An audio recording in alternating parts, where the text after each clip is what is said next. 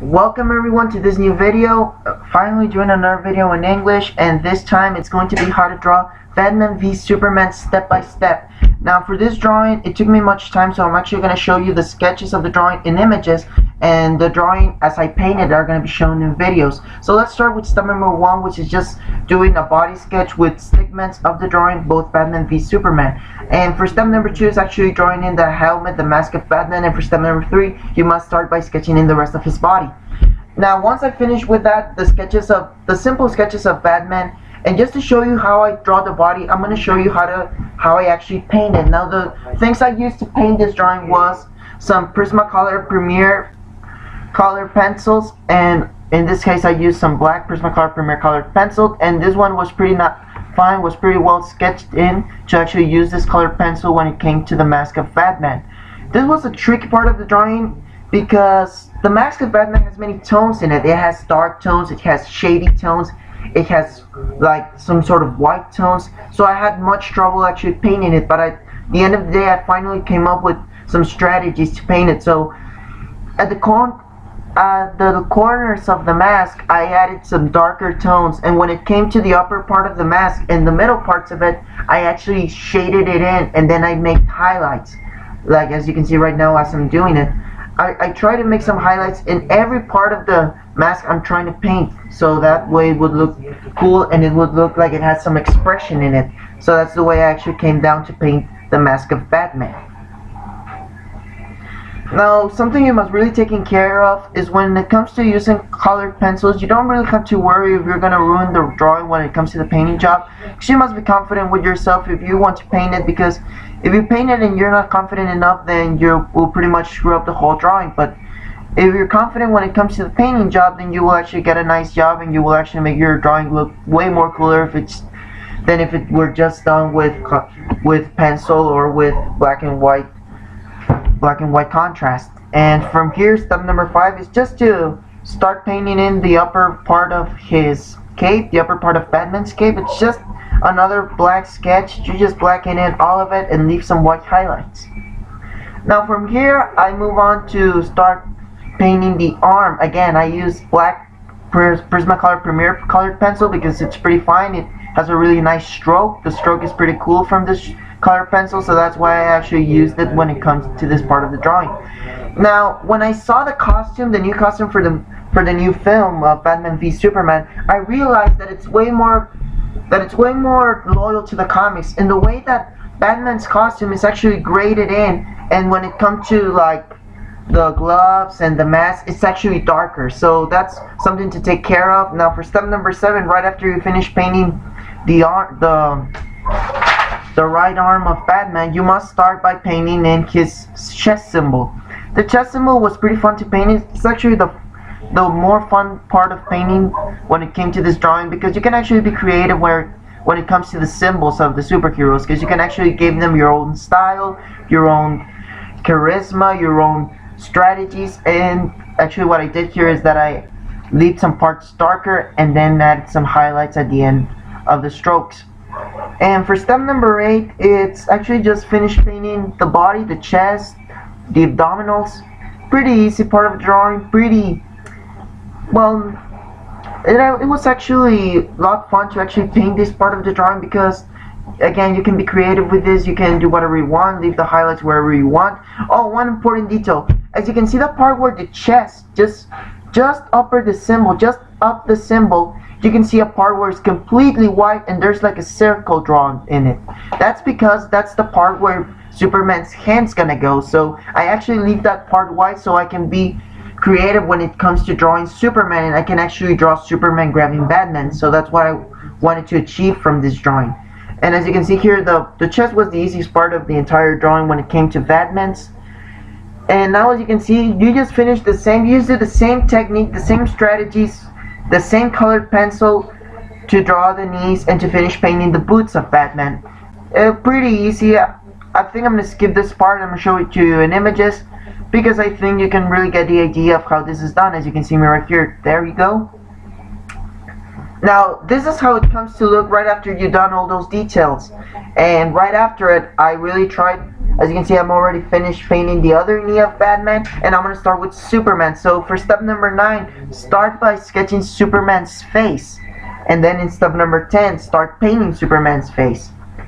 And as you can see from my stickman sketch, now I'm actually drawing the rest of Superman's body, his torso, his arms, and from there on start painting Superman's arm. And now I'm going to show you in a video how to paint the rest of his torso and the rest of his body, but not the knees. Again, as I said before, it takes too much time and it's a really long video if I actually show you the entire process.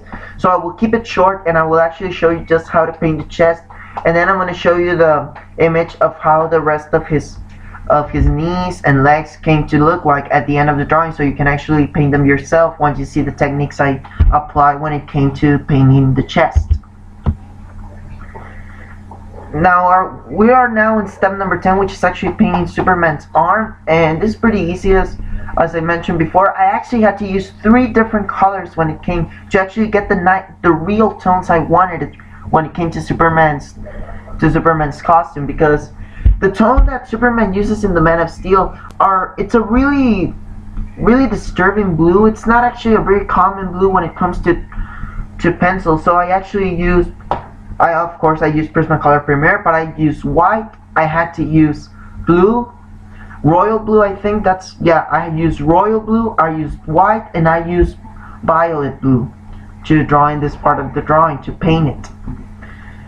And I blend in all those colors. Now, a pretty nice technique which I applied in the entire costume of Superman is that I actually, after using violet blue and using real blue or crown blue, any kind of blues, I actually shade them in with white, and that actually gives me pretty nice detail, and it looks like it's just one color that it's blended in with a really nice white highlight. So that's what I had to use during the entire painting job of Superman's torso and Superman's body.